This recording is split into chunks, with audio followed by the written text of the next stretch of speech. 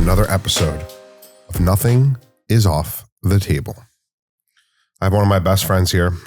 His name is Shane. What's your middle name? Shane Moses. Can't get the full government, bro. His brother, I met his brother in Los Angeles when I had moved there to get sober. His brother was my manager at my sober living house. And he also, his brother was my sober companion for the murder trial. And that's kind of how his brother and I became really close. And then I met Shane and we kind of became a little family out there. A lot of good times and also a lot of destruction and chaos that we found ourselves in from drugs, alcohol, gambling. But you have a great story. You're sober now. You're doing really well. You're a great dad, great friend, great brother, great son. And yeah, I'm really excited to have you on, bro. Thank you so much for coming today. Really appreciate it. Yeah, it's a pleasure. I guess we can say this now because it's not going to air. One of the joys about actually being, I think there's a difference between being sober and being in a place of very strong recovery or recovered almost in a sense. Because like I flew out here to be with Dean, my younger brother you just spoke about, to like support and see him get engaged. And, you know, I get a little choked up when I say this. Like, if I don't get sober, I don't get to be present or I miss all of these things. And that's like one of the joys, one of the big joys, because I'm big on family. But, you know, we'll get into all of that. I guess we'll just kind of start at the top. I also want to say I'm really proud of you. Thanks. It's good to see.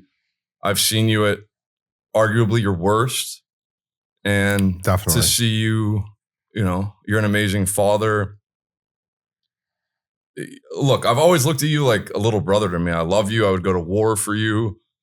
And also when we've gotten in our quarrels and upset with each other and anger, it's because I would treat my brother, Dean or Darren, in the same way. You know what I mean? It's because if I didn't get angry or upset with you, it's because I didn't care. Yeah. You know what I mean? And so I'm just glad that we're both kind of trending upward, and to be able to be here with you and support you and see what you're doing is amazing. Start us from the top, bro. Where are you from? Yeah. What was your childhood like, etc.? Sure. Grew up in Dallas, Texas. I have two younger brothers.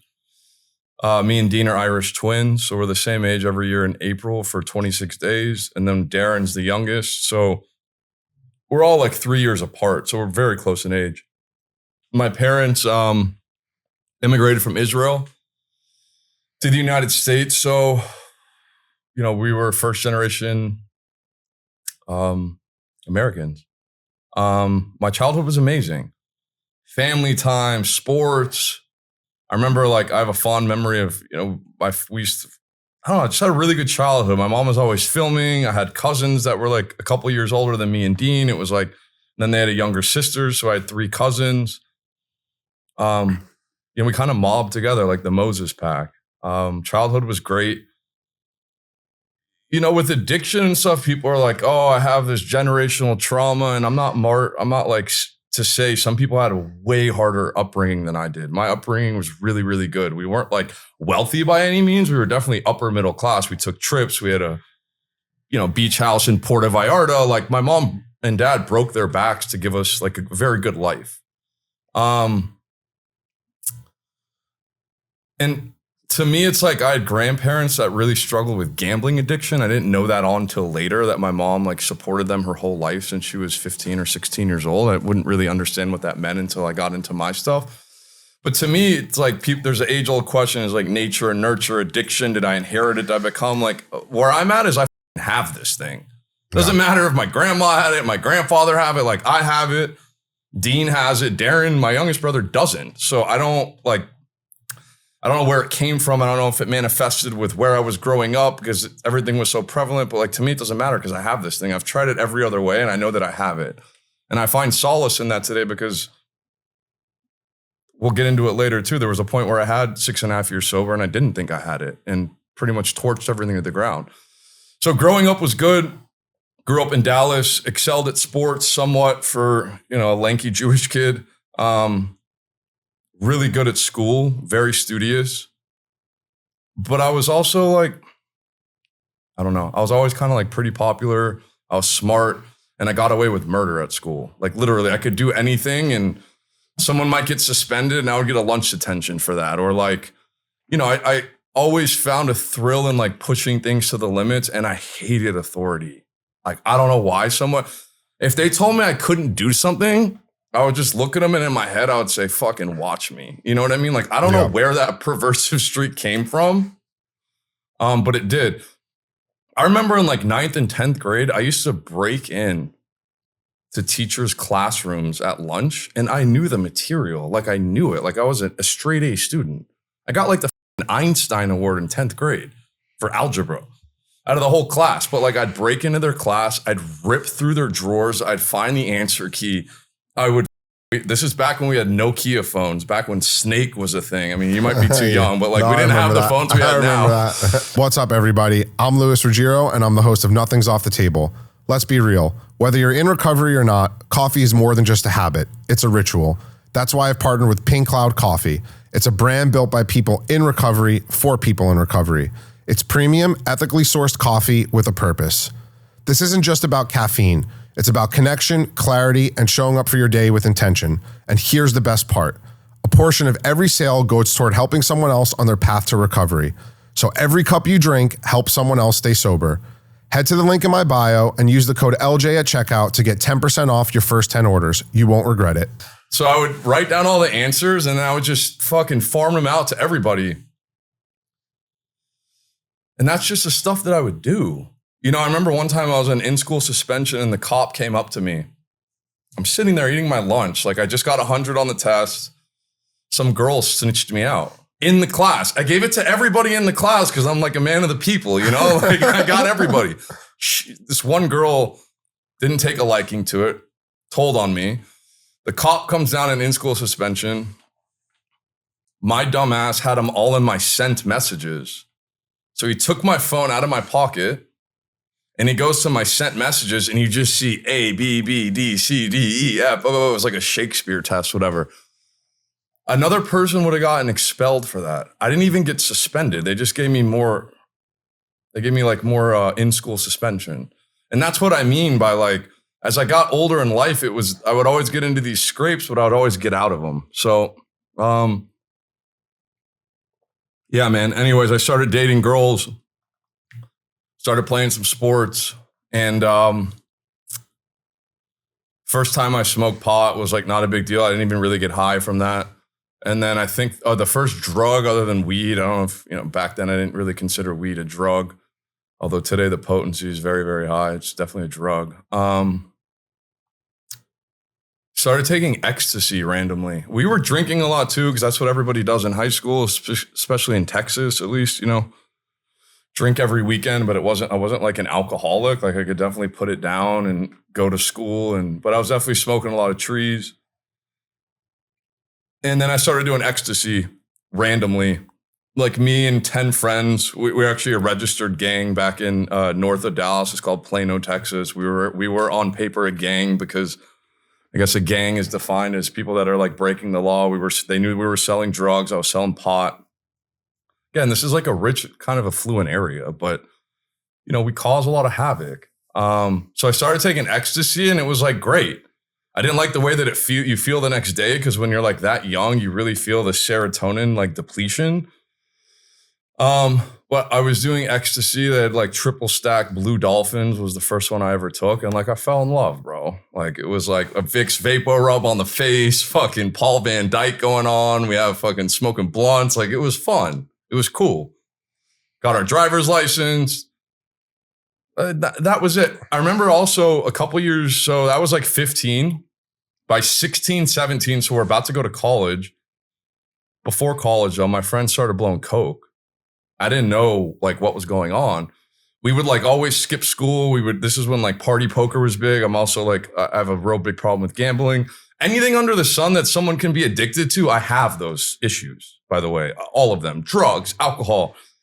women occasionally, gambling, like excessive spending, sometimes eating, like anything that can like take me out of the way that I feel or self.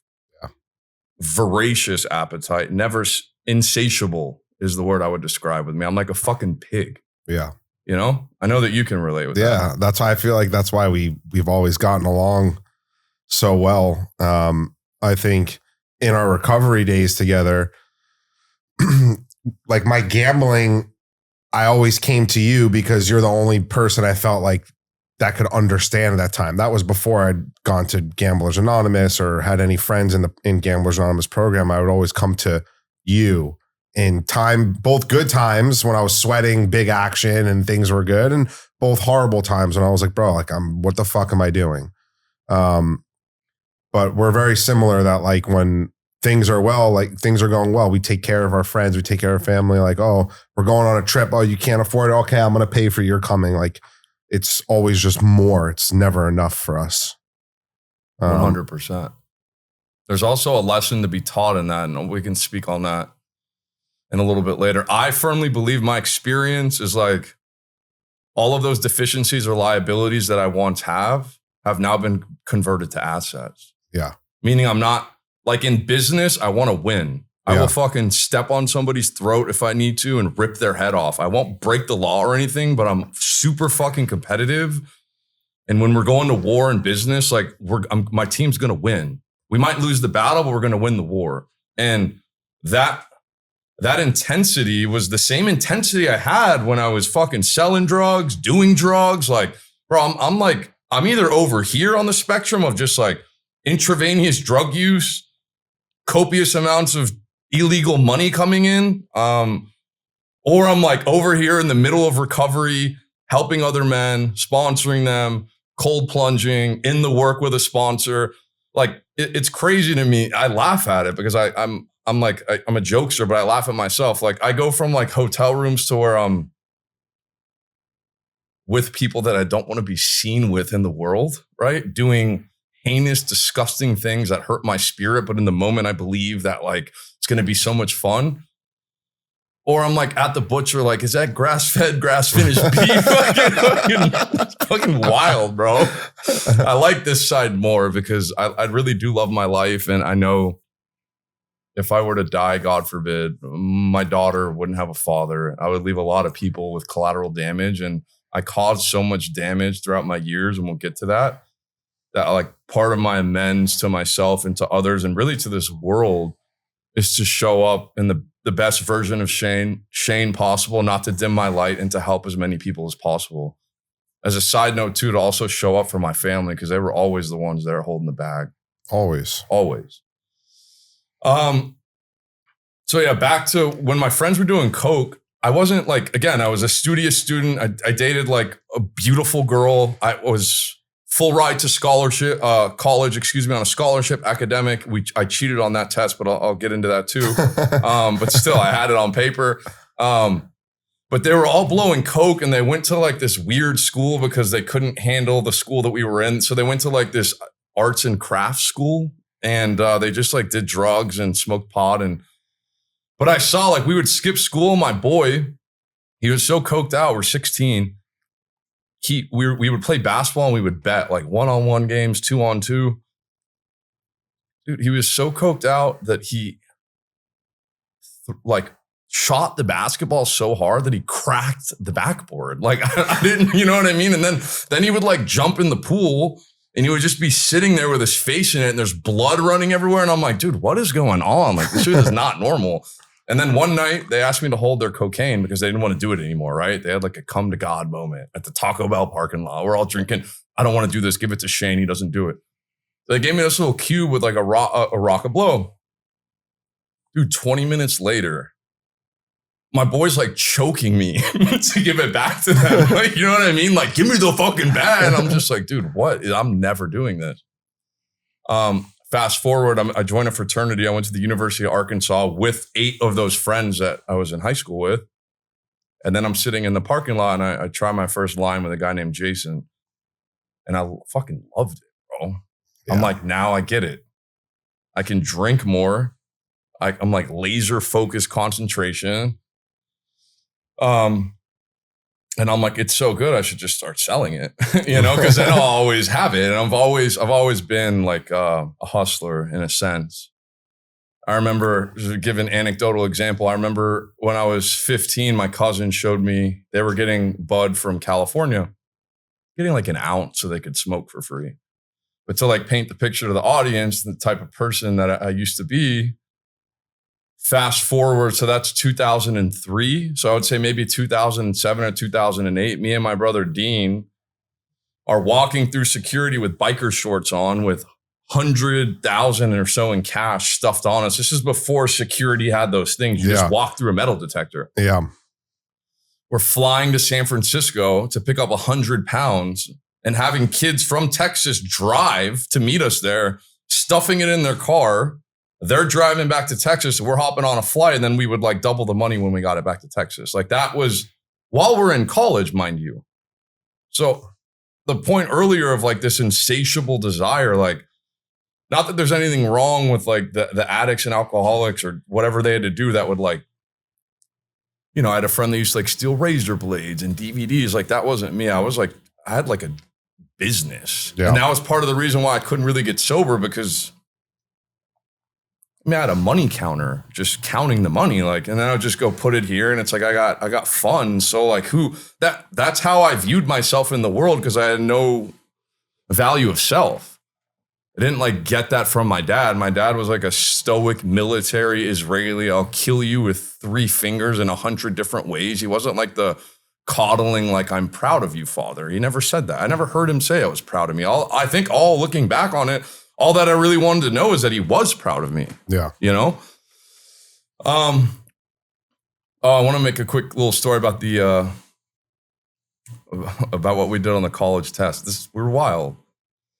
So an older classmate, a year older than me in my cousin's class, they broke into the DMV and they stole a DMV scanner, so they could sell fake IDs that would literally scan in a cop car. Like that, they stole the government issued thing. So I thought about it. My buddy TC, may he rest in peace. He died of an overdose. We'll get into that. He was one of my best friends. Brilliant kid, like top 0.01% in math. I said, T, like we can make just fake school IDs. You can go take them in the hood in like like Dallas, not Plano. And there's no way they'll ever know it's you. And we just started selling his abilities to take the ACT and SAT test with his picture, but he would have my name on it. It's kind of smart, dude. And I went to a school where people are willing to pay $1,500, $2,000 per test. And when I get my mind fixated on something, I'm like, okay, what's the downside? How can we get caught? Well, you can get caught because if someone, let's just say on an ACT or SAT gets 1,000 and then TC goes and gets them a 1480, they're going to flag the score because it's a statistical anomaly that someone can improve by that big of a score. However, if there's only one score on there, then they can't prove shit. Yeah. So as long as you didn't take it, TC is getting you wherever you want to go, bro. So the kids that didn't even graduate from the school that we went to, they had to go to remedial school, are all getting fucking in-state tuition scholarships to college. Like we're all, I set it up in a way. I didn't know it would happen like this. We all went to the same school because TC took all of our tests. So then I get to college and then immediately I lose my scholarship. All I care about is, Rick Ross just came out with his CD. Young Jeezy just came out with his CD. All I cared about was like getting the pot from Dallas, bringing it there. I knew there was a large way to exploit it because I'm in fucking bumfuck Arkansas, dude. I'm like a city kid from Dallas. I joined a fraternity to sell drugs. That's exactly what happened. And then I moved into a house bigger than the house that I grew up in with my family, mind you, brand new construction. Fucking 4-bedroom, like 3,200 square foot home. Dude, I'm 18 years old. We had an Avalanche on 26-inch spinners. We had a pearl white Escalade on 24s. It looked like a fucking rap music video outside of the house. And we were all just selling drugs. That was the focus. There was no like going to class. And that's when I found OxyContin. I wasn't a big pill guy. I took some Norcos a couple times at school when I was younger. One of my best friends, Ben, was my ace, and he had an affinity for opiates, and he was always the opiate guy. And I didn't really like them in high school because they made me slow and groggy and I wasn't on my stuff. But like, that's also my point is I don't know that I was born with this or not, but I know that if you abuse something long enough, you're going to like it. Like even if I gave my mom heroin for a month, she's going to become physically dependent on it and she's going to need it because she's going to get sick, right? For me, it wasn't that analogy. It was when I first did an OC, I was like, oh my God, bro, like this is it. Like this is every single day for the rest of my life. This is it. I found it. Like I have arrived. Yeah. I got my Coke when I want to do this, but like this shit is fucking on and popping, dude. This is it. I finally, like this is my God, essentially.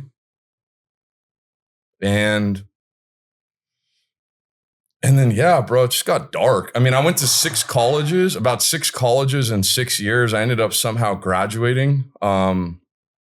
Aside from like the cheating and stuff, I did show up when I needed to show up. But like, it was just, I had to leave Arkansas. The DEA came, the FBI came. One of the business partners that we were doing a little import-export business, I was involved. Unbeknownst to me at the time, they did a home invasion because someone stole my product. And they like cocked a gun back and put it to this kid's head. And that's when I was like, dude, this is insanity. It's my money. I really don't give a fuck. I didn't even know that this was what I was coming on a joyride for. This is insane. And then that kid told that it was those guys, whatever. I didn't know what was going on at the time. I was young. I was impressionable. It was a really, really, really bad situation.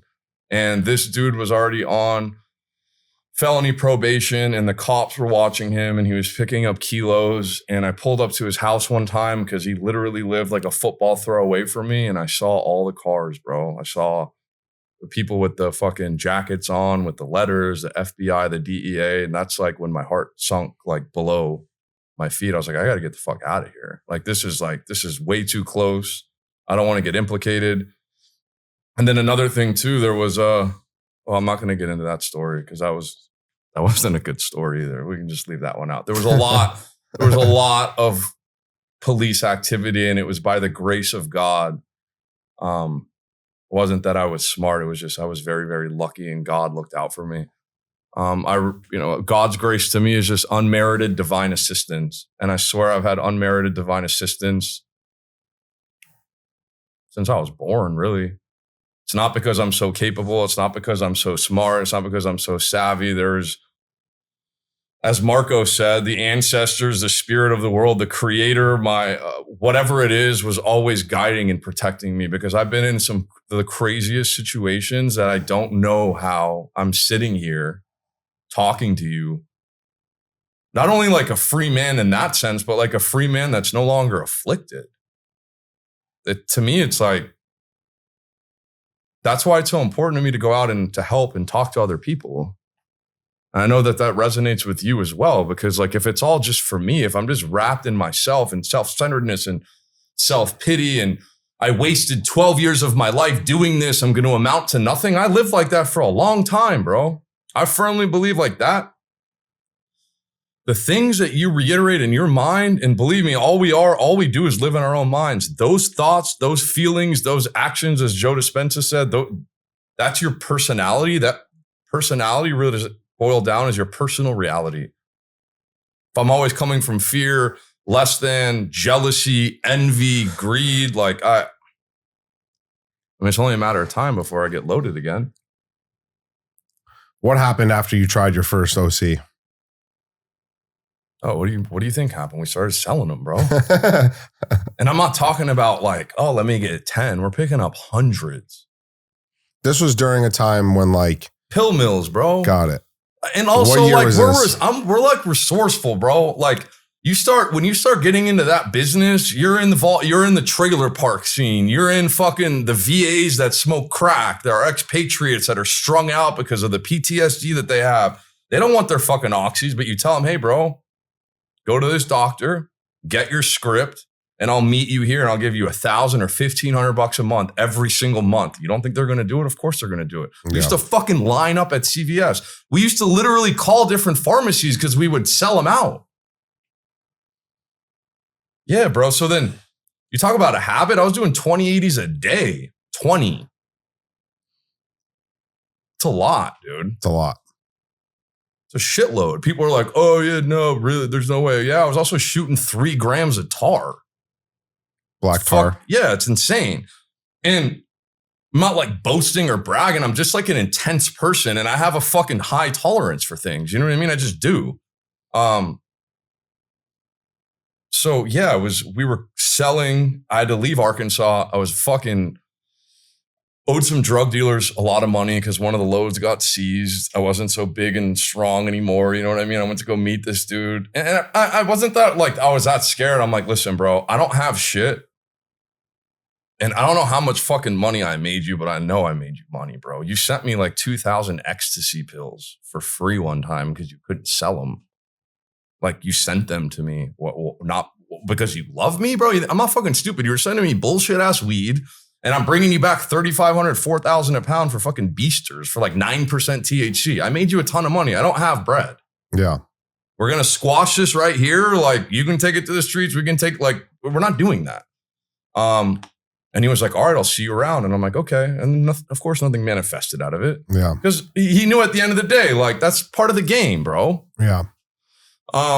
I was at a community college for a day. I withdrew, called my boy TC. You remember him, the smart kid? He's at Arizona State. And I'm like, oh, well, that's fucking like, I mean, I was at Arkansas. Like, I'll do better at Arizona State. There's better weather. TC's there. TC's super smart. He's plugged in. It's my dog. So me and 4 kids from Arkansas all decided to go to Arizona State. Again, I was actually doing better at school there, but again, the opiate use was fucking running rampant. I didn't really like it that much. It was super expensive. My mom had to, help put 2 other kids through college, and she's like, "Look, take financial aid, stay there. I don't really give a fuck, or come back to Texas where it's like cheaper, or you're a resident here." And I came back to Texas. I went to a school. Dean was at University of Texas. I couldn't get in there. So I went to Texas State, which is about 30 miles south. In between San Antonio and Austin was a place called San Marcos. That's where I ended up graduating.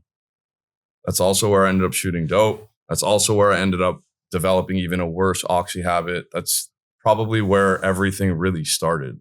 Like the darkness of it all. I ended up coming back to Texas. I had no money. I knew I had Dean there. And I remember I walked into my brother's house. He had a brand new Infinity. He was selling, he was moving work. He had a brand new Infinity. I walked into his house. I'm like, dude, what's going on? He's like, you taught me well, I'm like, fuck, bro, put me on. He's like, I got you, whatever you need. He's like, the oxy plugged in San Antonio. Whatever weed you need, I got you. Like, here's some cash to get on your feet. And that was like my life, bro, was running around in the streets, selling, doing. That was like my existence, bro, as sad as it is. It sounds like all glamorous and stuff, and the bottles and the traveling and the Vegas trips. And like, we did all of that. And yes, there were moments of fun, but like, I'll tell you the story about when I put a needle in my arm, and that's when like the whole game changed, right? I want to say one other thing too about the oxys. She would go to San Antonio and pick up 180, 90. This is when nobody could even sell Roxy's, bro. Everyone was like, Roxy's, ew, like fuck that, bro. We want the OC80. We want the fucking things you can peel. You know what I mean? We want those. And it's like, and then toward the end, everyone wanted the Roxy's because they changed the formula for the 80s, and then they changed the formula for the 80s, and then boom, everyone's on heroin, right? Yeah. So we were picking up so many pills. It was pretty clever. We used to take Skittles bags, king size Skittles bags, right? Open the middle, dump out all the Skittles, fill them with oxys, and then super glue it back. And now you just have Skittles in a wrapper. I know that it works because Dean got pulled over once by a state trooper. They were smoking bud, whatever, on lean on the way back to Dallas for Thanksgiving. They had a bag full of oxys. The guy pulls him out of the car. He's searching. He picks up the Skittles bags full of 80s, looks at it, like jiggles it around and puts it back down. And he's like, all right, you guys can get back in the car and go. So it's like, we were resourceful. We were also fucking idiots, but that's just like conniving. Like, I wish I could have used that at the time to like do better things and be studious and maybe sit in a think tank and try to invent something rather than just like push an agenda of selfishness and self-centeredness. But whatever, it all happened for a reason. I get a call from Dean, my middle brother. He's like, I met a girl on a cruise from Miami and I'm in trouble. And I'm like, what do you mean? He had like a ski jacket on in the winter in Texas, bro. He's like fucking white. I'm like, what's going on, bro? And he's like, I'm like strung out. I'm like, yeah, we're all strung out, kid. I'm like, what do you mean strung out on what? He's like, I've been shooting heroin. And like, my heart really hurt. And it, as distorted as this is to say, like when I was in my young 20s, I was maybe, yeah, just the way that I am. Like I wanted to like protect and understand what my brother's going through. And like hand to God, this was my thought. And my buddy Michael, who's driving me, who also ended up being a fucking gnarly heroin addict. He was a big oxy guy like me. He's like, this is a bad idea. You mean to tell me we have an economics test in 3 hours? You want me to go with you to Austin so that your brother can shoot you up with heroin so that you can understand what he's going through in order to help him? And I'm like, exactly. I swear to God. And that's what happened. Crazy and stupid as it was. And like, I was like growing up, I hated needles. Who likes needles? Like, yeah. And actually the first time, and I used to have like road map, like veins. I didn't even need a tourniquet in the beginning, which was like the tie off thing. We're sitting in his living room and he's so strung out and he puts it in my arm and he misses it. And it's it hurts so bad. It feels like something warm that just, it's like a stinging feeling in your arm. It's visceral. Like, you know, if you're in versus if you're out. And this motherfucker missed the first time. And looking back on it now, it's like God saying, like, do not even go down this road. But I was like, no, fucking get it in or I'm going to kill you. You know what I mean? And then from that moment on for 7 years, bro, nonstop. What was that first time when he did get it in? What was that first time like? Comparatively speaking to oxys or to OCAs. Yeah, so oxys was like, how do I put this?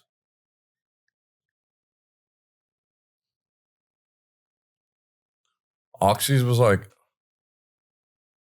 smoking swag, the intensity of it, versus like taking a gravity bong of like a 28% THC. Like when I first blasted that, it was like this warm, all-encompassing feeling. All of my worries were dissipated. It felt like God came down and just blew on me. I had this like warm blanket like all around me. Just utopia. And that was it. Off to the races. Yeah, someone that's like fucking that's insatiable. Like it's never enough. Yeah, bro, that was it. And you know, I don't know, bro. We'll get into some things that we can start talking about, like the transformation here in a second. But I'll never forget, like, this is what really like broke my heart in all of it. Was I remember my mom was coming. My parents were coming because me and my brother happened to be graduating on the same weekend, which was like a big deal for them because, you know, again, they never went to college. They weren't even born in America. So to have two of their kids graduating was like a big deal for them. They had known some stuff was going on, but they had like no idea of the severity. And I remember my mom was like, went upstairs in my room, something like this. So like, you know, we have to start moving all the shit out too, but she's there to help clean. I didn't even realize it because I was so bad. There were bloodstains on the wall, a bunch of needles underneath the fucking bathroom sink. And I heard like the scream of just, it sounded like a wounded animal. Just, you know what I mean? Like a stuck pig almost. Like she gave out like a yelp that like you can't even, I can hear it in my mind, but And it was like, in that moment, I promised and meant to my mom that I was going to be done doing it. And this is the point where like a line in the sand is drawn, because every single time after that, the interventions, the family sit downs, the I'm gonna drug test you, you're going to treatment stuff, or all of these things, bro. I didn't have the power to not get high again. And that's what makes me a drug addict. I think it's very important to make that distinction, because for a long time, I didn't know exactly what it is that I suffer from. I'm the type of guy that I go to a treatment center and get Vivitrol in my ass. And as soon as I leave, I know that I can't shoot dope, and I'm trying to shoot dope. Explain to everyone what Vivitrol is. I know what it is, but Vivitrol is it's a sort of naltrexone that they put in your ass, that because, you know, you can like miss a Suboxone day, or like, you know, you can miss windows so that you can allow yourself to fall off track and get high. So naltrexone is a shot that they put in your butt, and it lasts for 30 days. It's time released. So a little bit releases every day. Dude, I'm on like day 2 of this in me, and I'm like jamming fucking dope, because like I need the relief.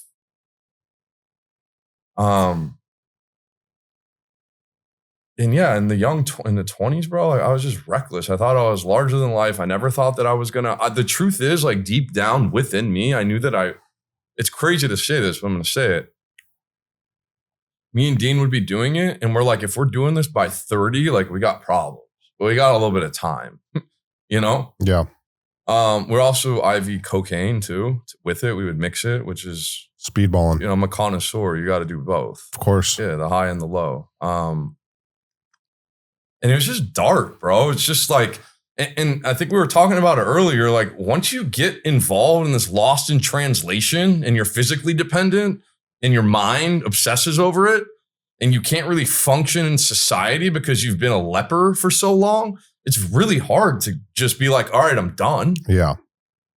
Yeah, especially with opiates. I mean, like once you fucking get physically hooked on that shit, being dope sick is one of the worst fucking things that you could physically and mentally go through. Oh, it's hellish. The bones hurting. This one time I put myself into precipitated withdrawals, which is when you accelerate the withdrawal window on accident, meaning I didn't have anything, but I had a ton of subs in my safe because I used to just, God forbid, like the world stops producing heroin or opiates, like I need my subs, like hundreds of Suboxone. I fucking hated taking them. Yeah. So nobody was answering. It was like a drought in Texas, and I'm like, all right, I'm not going to get it. I might as well like get ready so I can go to sleep. So I took a sub early because I still had opiates on my receptors. Holy shit, bro. The worst pain ever. I'm talking about vomiting in a trash can, shitting out of my ass. I'm hot, I'm cold, I'm in the shower, I'm on the floor, I'm ass naked. I'm calling my buddy like I need help, blah, blah, blah. Really sad, embarrassing, just fucking moment, dude. And then I still went on for years after that, getting loaded. How long did you shoot heroin for? 7 years. Wow. And again, I had resources too. Like I ran around this bookie thing, you know what I mean? Yeah. Loved to gamble. I just, again, like I liked everything. Like we had fake IDs. I go to Vegas at 18. Like we had a fucking casino host. I was 18 years old. How does that even make sense, bro? Like I would leverage my mom's connections. I would call people, hey, I need blah, blah, blah. And then like next thing you know, like you're in the fucking palazzo when it's newly built on the 63rd floor. And it's just like, you know, almost like the things you get to do as an adult and how like love them. It's like I did a lot of those things as a young punk that couldn't even enjoy it. But like it is what it is. So I went on a homie's trip to Mexico one year. I was so frail. My face was picked. My mom actually moved me, and this is how dark it got. My mother knew what was going on. Mind you, she used to like walk with a cane. She had back issues. My dad had to get a stent put in. Like the amount of physical and emotional toll that we put on our loved ones during these things is a debt that I don't know that I could ever repay back. I have a shot at it, like staying sober. And that's why I call my mom every day. And I love my mom. She's my fucking biggest supporter. She's my queen. I wouldn't be here today without her. That woman is a fucking warrior. But the amount of pain in the years I took off their life, I don't know that I can ever repay that.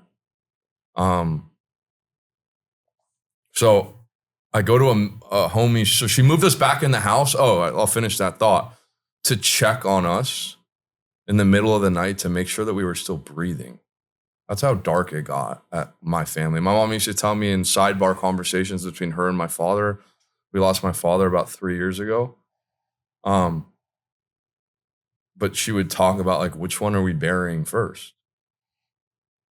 For a long time.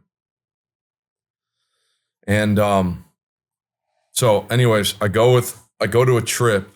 Mind you, now, like, we're out of college, people are getting jobs. They're like, you know what I mean? They're like meeting people that they're going to get married to and whatever. So it's still like kind of teetering toward the end of my 20s. I think we went to Cancun. I don't really like Cancun, but I'm like, sure, I'll be a team player and go. Mike, one of my best friends, who lives in Philadelphia, my dog, love him to death. I walk into a room and they see me, and mind you, we've lost 2 of our best friends at this point from heroin overdoses, like gone. Bryce, who's also one of my best friends, and Aces. These are kids like, God willing, one day when I do get married, they would have been standing with me shoulder to shoulder. Yeah. Mike sees me in the room, dude, and he's an Italian guy, tough guy, likes to get, like, been in many brawls with that man, but he saw me and like fucking threw me up on the wall and like wanted to grab my throat, but like he couldn't. He just started crying. And he's like, dude, like we can't we've already lost enough, but like we can't lose you, bro. So like the great thought was, and this is the thing for me, it's like the great thought was I'm going to go with him to Philadelphia and detox in his basement and be okay, right? Not the case, bro. I ended up flooding his basement. I was shooting fentanyl. I didn't know it was fentanyl. I flooded his basement the day that I was leaving to go back to Texas. I fell asleep with the sink on. His homies outside of the door banging on it. I wake up. The fucking water is fucking halfway up to my knee, bro. Oh my God. I go downstairs in the basement where I'm staying. Dude, the fucking ceiling is coming apart and it's like waterworks in there. His fucking, his fucking movie theater was wrecked. Like everything was fucked up. And you know what's even crazier about that story? He was so grateful that it happened because he got a huge insurance check and he works in construction. So again, even a story like that gets swept under the rug. Yeah. I felt horrible. I wanted to pay him out of my own pot. He's like, dude, you've done enough for me. Like, it's all good. Just get better. Okay. That night was kind of the change of everything for me. That night, I got bundles in Kensington, which is like North Philadelphia, like, not a good area, but I would like, still not. I would love going down there. They'd be like big tax, I'm spending a ton of money, bro. They would like protect me. They give me whatever I need. Of course, like I think I'm cool. They just see me as a mark. Yeah. But there was already starting to put fentanyl in bags. I didn't know this then. And my youngest brother hears a thump on the ground in the bathroom. And I fell out. I don't know if I overdosed or if I blacked out. I think it was an OD. And because I was unresponsive for him, but he saw that I was breathing. And Darren was like, when I opened that door and I was on the door, like on my back, he's like, I opened the door, fucking moved your ass. And I saw how pathetic of a person and piece of shit you are. And literally I had a split-second decision. Should I just like continue punching him in the face until it's over? Or, just let this piece of shit figure it out. And then my mom, who's going to Israel, she's like, you got 2 options. Either go on the street or get your money and go somewhere else. Or you can go to this treatment center in Los Angeles, Beit Shuvah. There's a bed, there was a waiting list, go to detox, figure it the fuck out. Like, I'm done. I can't do this anymore. And that was like my start into kind of the recovery world. I had been to I've been to state-funded detoxes. I've been to psych wards. I've been to the bougie ones. To me, it doesn't matter where it only matters like if you're willing to surrender to the process.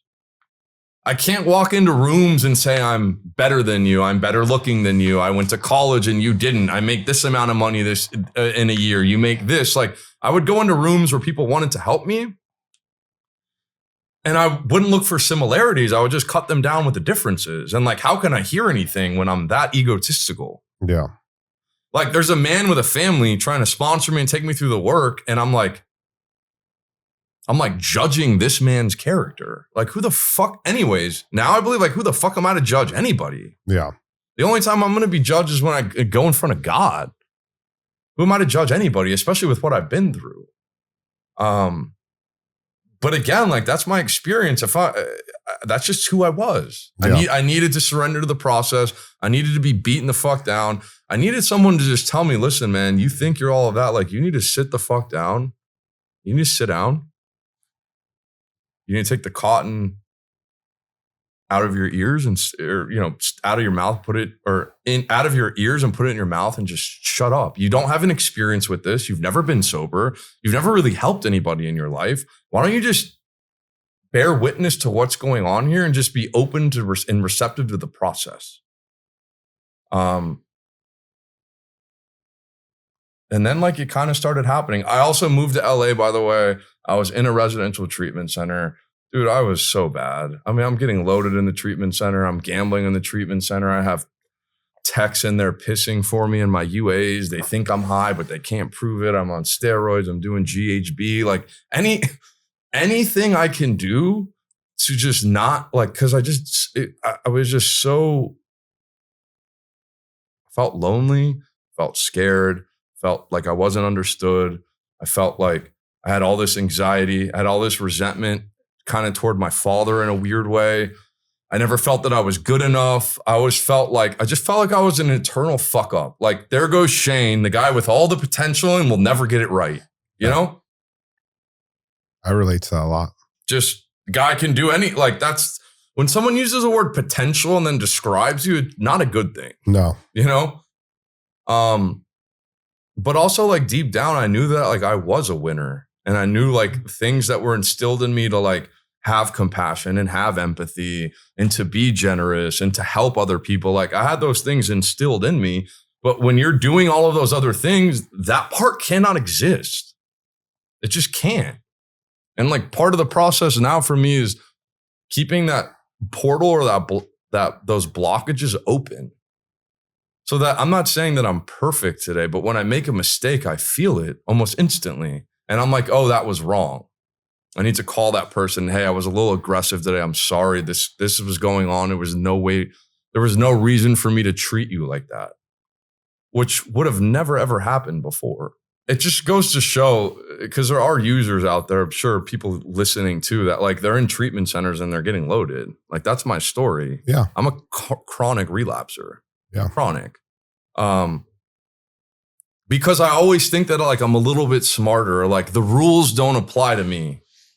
Or you could do it 80% their way and 20% your way, or 50% their way and 50% your way. Take what you want to hear, take what you want to do.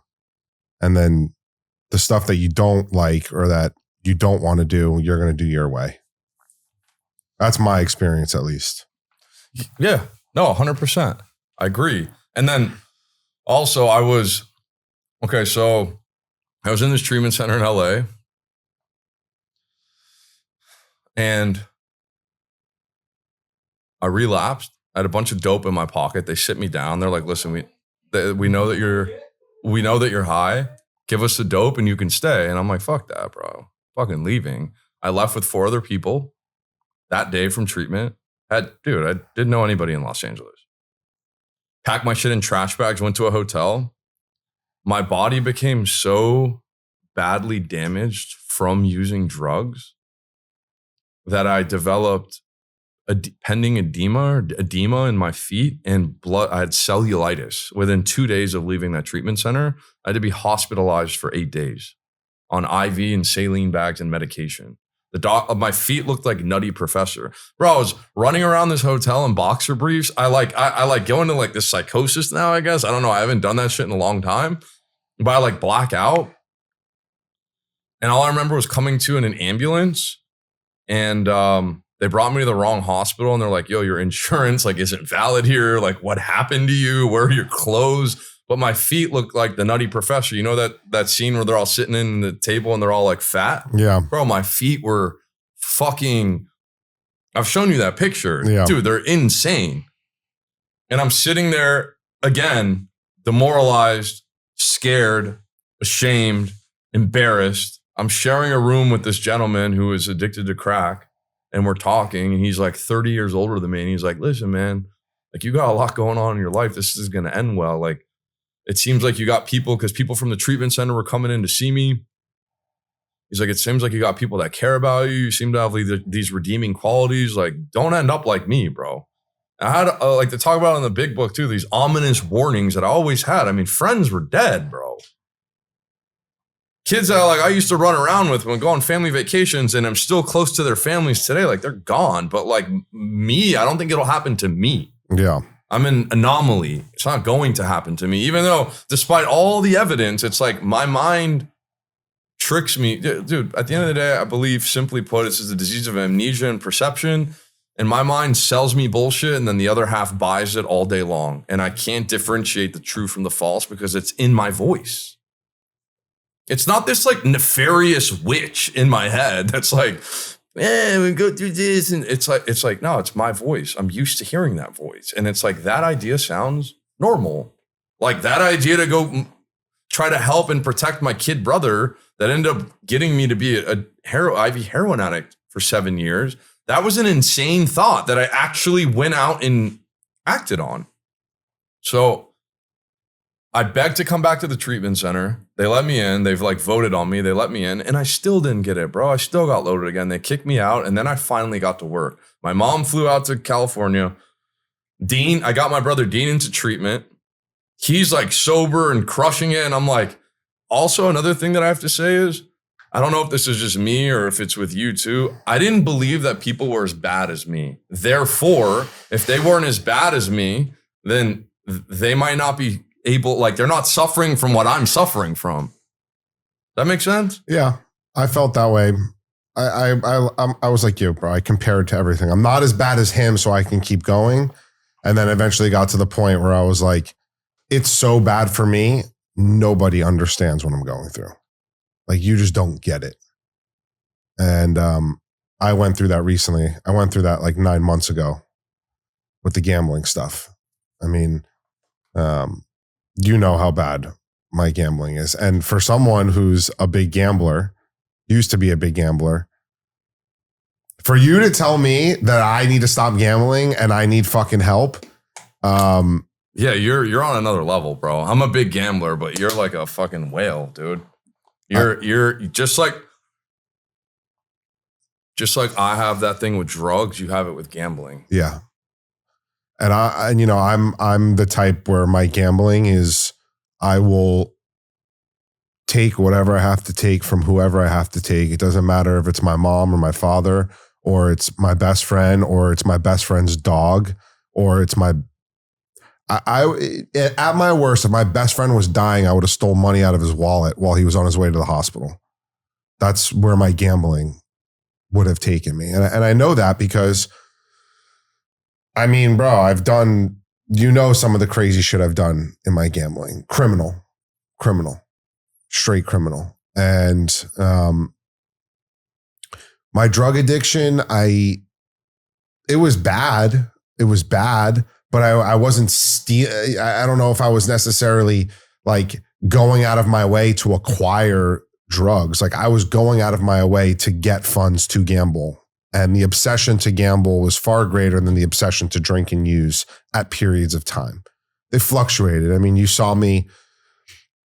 So I relapsed. I was sober from 2017 for about 10 months. I started smoking weed. And then in about 2020, I started drinking and using again hard. And you saw me drinking and using. And like I went from the one persona where I was like, I got my shit together. Everything's great. I'm sober. I'm doing the deal. I got the tickets. We're crushing. We're making money, blah, blah, blah. Then I went to just all I'm doing is getting high, throwing parties, Oh yeah, you actually got me the house that I got evicted from throwing parties. Benedict came here, bro. Shit, I don't know if I should say that. What? I don't know. Is it 5 years yet? I don't know, bro. I don't know.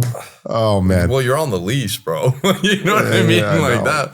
Whatever, bro. We got lawyers too, man. Yeah, you know? no. It was just crazy, bro. But I know that you were sober for what, 6.5 years, bro. 6.5 years.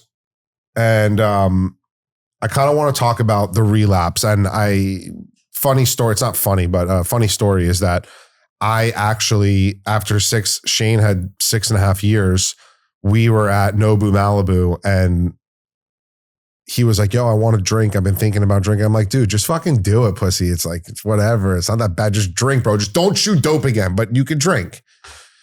And yeah, you went out. But I mean, listen, I really don't take blame for that because it was like, as a fellow addict, I also know that the relapse doesn't just happen, right? Like where I'm at today, I'm not going to just wake up tomorrow magically and be like, yo, I'm going to go place a bet or I'm going to go drink and drug today. It's like, I've already been obsessing. I've already been disconnected for so long and my behaviors have been so poor and so bad. And I'm in so much mental pain that the only thing left for me to do at this point is to just drink or drug or gamble to quiet that mind. Correct. I mean, that's for sure, 100%. I mean, my cousin was there too. Yeah. Even Dean was there. Dean was the only one like raising his eyebrows because it was my birthday. We got a bunch of sake.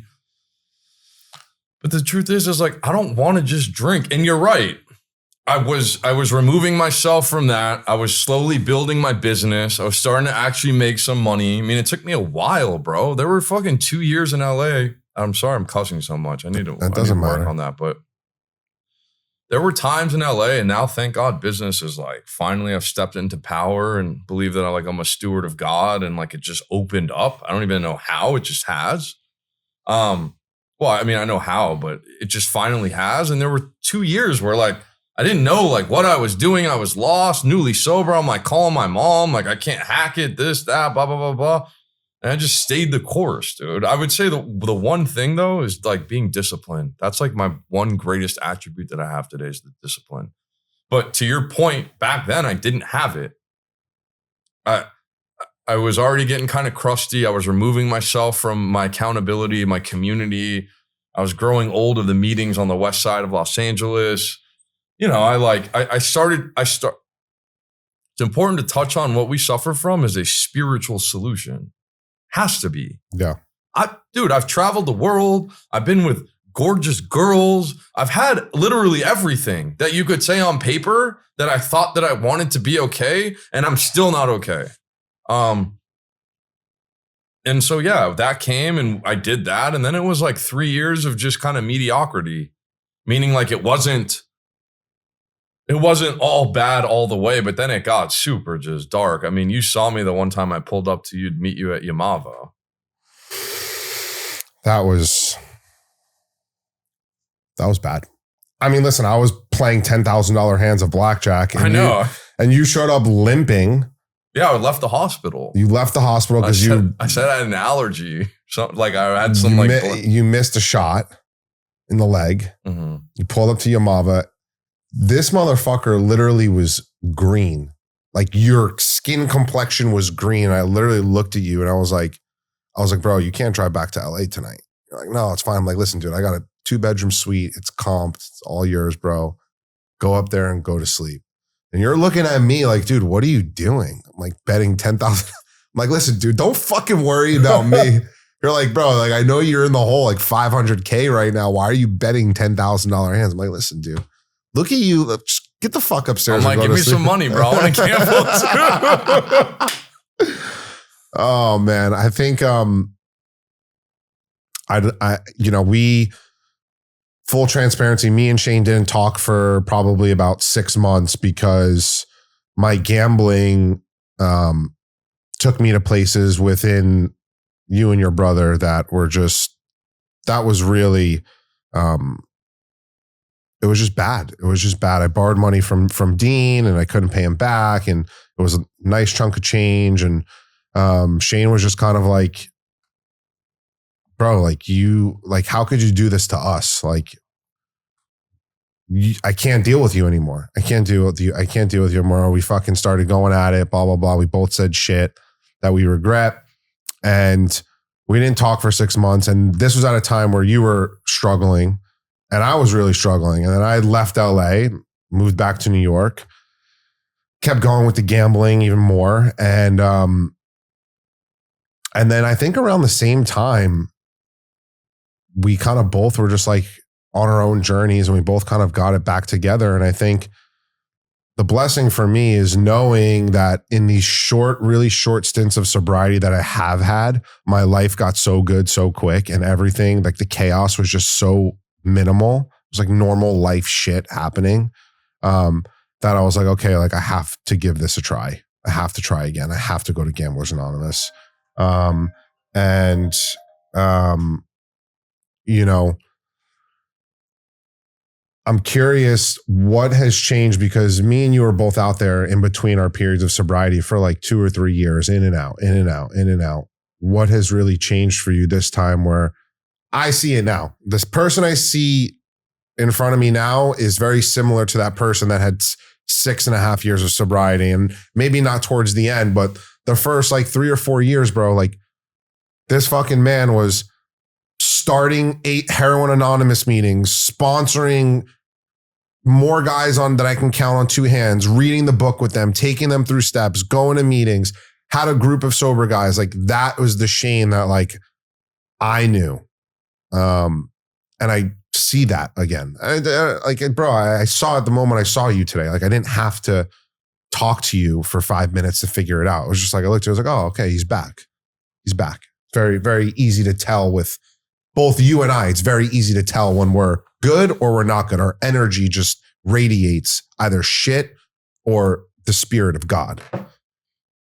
Amen to that. What the fuck have you done? Because bro, listen, I was like, I don't know if Shane's ever going to come back again. Dude, I burned the boats. Yeah. I always used to keep some life, like a little life raft, you know, a little shitty boat with a little motor in case I got to go get dirty one more time, you know? Look, I have a daughter now too. Yeah. And even that, when she was born, I shed some tears and like, even that wasn't enough. Again, I really go back to God's grace. That last time didn't do this myself. I was spared one time and I fucking took the shot. I finally realized, like, it dawned on me, all the treatment centers I lied to, all the therapists I lied to, all the college courses I cheated, like the only person I'm harming is myself. I'm robbing myself out of an experiential life. It's so easy to be shifty and manipulative and con, but it's like, there's no foundation there because it's built on chaos and darkness. Like that vessel is cracked. And I've done ayahuasca. I've been to many ayahuasca ceremonies. I haven't done it in this sobriety, but I've done them. And the central fact in almost every single time that I've done it, sit there and listen to them chant and protect me. And I have nothing against plant medicine. I think it can really, really help if it's done in the right intention. But every message I've gotten is all of the answers are within you. We have them all. Sometimes I want it now and I don't want to do the work. I don't want to wait. I don't want to get honest, whatever it is. But what I did this time is I burned all the boats. Nobody's coming to save me. I'm a grown ass man. I got more than potential. I'm going to do this. I'm abundant. I have love. I have people around me. My business is successful. Look, today I was thinking might get dragged into a lawsuit. I just closed a couple deals, whatever. It's fine. I heard this, one of my buddies said it, and it's so true, and I love it. I have problems today in areas where I used to not even have areas. Mm. And the reason why I think we have strong messages is because our lives were really, really messy for a long time. And you just move differently. Like, I promise, as long as my heart's pumping blood and as long as my lungs are, having oxygen in them, bro, I'm gonna do everything I can to live life to the fullest. That doesn't mean that I don't have bad days, but I don't take things for granted. I suit up and show up every day. No matter, no, like I had a rabbi that always says, fuck your feelings. He didn't mean that literally, like he doesn't care about your feelings. It's doing things in spite of how you feel. So I wake up 4:30, 5 a.m., sometimes 3:30 in the morning, and I just get after it.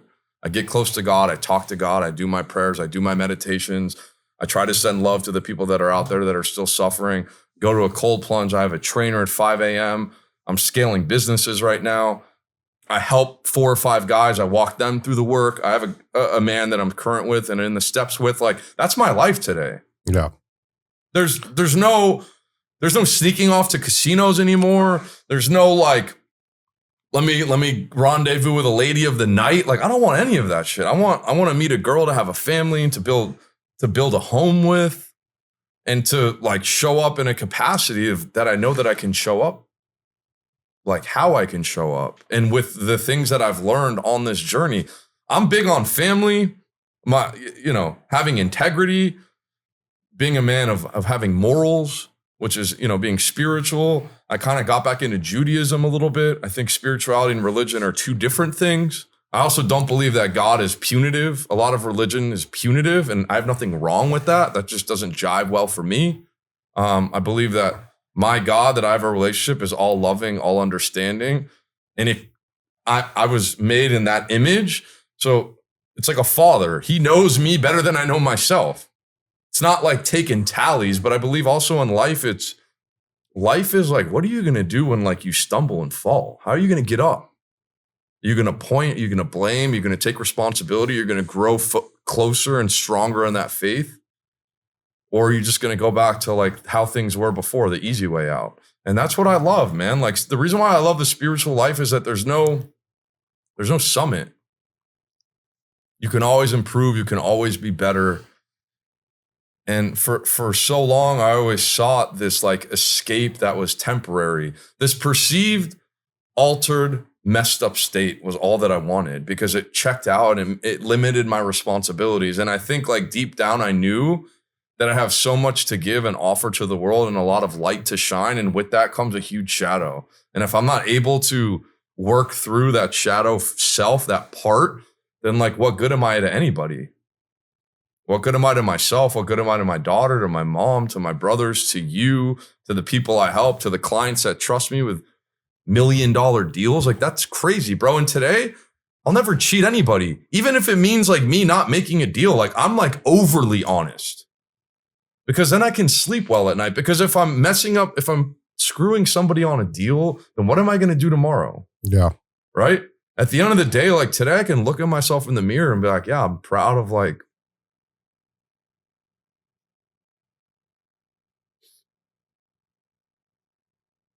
I'm proud. Proud of you too. Proud of you too, bro. Come a long way. Made a lot of mistakes, not even mistakes, just detours. And in my past, I caused a lot of destruction, man. I don't even know how many families I hurt with the stuff that I was doing, selling, and like just I wasn't present when my father died. I was in the hospital. I didn't even get into that story. He knew that I wasn't sober. And I can't, for me, life is not a veil of tears, bro. Life is beautiful and it's precious. And it's like really like this big. My mom's getting older. My brother has kids. I have a daughter. Like, dude, I'm almost 40 in a couple of years. And it's like, I will not allow more time to be wasted. I just can't. My life today, there's a lot of challenges, but dude, it's like I said earlier, everything I prayed for is here. And I just keep on the path and I keep turning it over and I keep helping people. And then life just gets really big and it's amazing. And life always, to me, like life is going to continue to happen. People are going to die. People are going to get cancer. random freak accidents are going to happen. There's going to be times when I have a lot of money. There's going to be times when I might be going to court. I mean, I'm just climbing out of credit card debt, $500,000 that I'm pretty much out of now. Like it's crazy. Yeah. But it's because of the things and the discipline that I do and the honesty that I have in the rooms that I go to and stuff like this, where I pour my heart out so I can go out there and suit up and show up and help other people. If I'm not taking care of myself and growing closer and understanding what this whole thing is about, then a guy like me stands no chance. I just don't. And that's why everything had to happen, I think, the way that it did. 100%. Can't offer something you don't have. Yeah, you can't transmit something that you haven't got. Yo, Shane, before we end, one piece of advice for someone out there who's maybe struggling, never been sober before, or someone who's struggling, who has been sober before and is having a rough time getting back into sobriety. So 2 things. Number 1, I believe, and again, these are all just all my opinions. To me, life's a paradox. Just like contradicting stuff, right? When I surrender, I become the most empowered. How does that even make sense? I don't know, but it's true. The more that I give, the more that I get. Counterintuitive to the society we live in, but they're rooted in spiritual principles and they're true. I wouldn't do them. I wouldn't be here. I wouldn't do those things if it weren't. And then I'll end with a quote like this. What is it? Oh yeah. The magic you seek lies in the work that you're avoiding. One of my favorite quotes. This is a journey inward. If somebody like me can do it, I don't have a monopoly on this, man. You can put my handle in the thing too. Like, I know you're always there. If there's anything I can ever do to help anybody, like, I get it. And there's a solution. I promise you. Just don't give up. The last thing I'll say too, bro, just bet on yourself, all in. I'm out here with house money, bro. That's how I look at it. No pun intended. No pun intended, bro. Thank you, Shane, for coming on. I appreciate it, bro. I'm so proud of you. Guys, I'm going to drop his Instagram handle in the description of this episode. Go check him out. Send him a DM if you're struggling. He's a man of the people. He definitely wants to help as many people as he can. He knows that's the gift. Love you, bro. I'm so proud of you. I love you too, bro. Thanks for having me out. Looking forward to this weekend.